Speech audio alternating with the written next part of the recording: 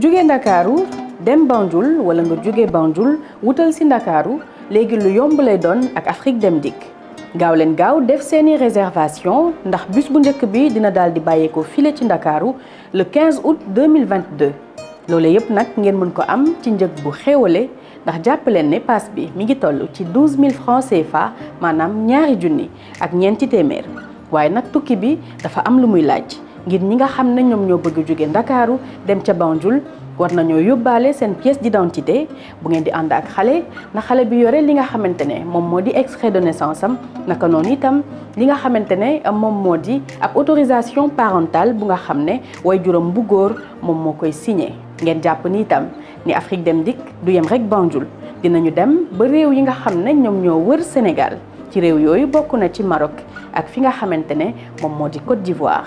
tukki ànd ak Afrique Dem Dikk dina gën a doon mbégte Dem Dikk romb na moomeel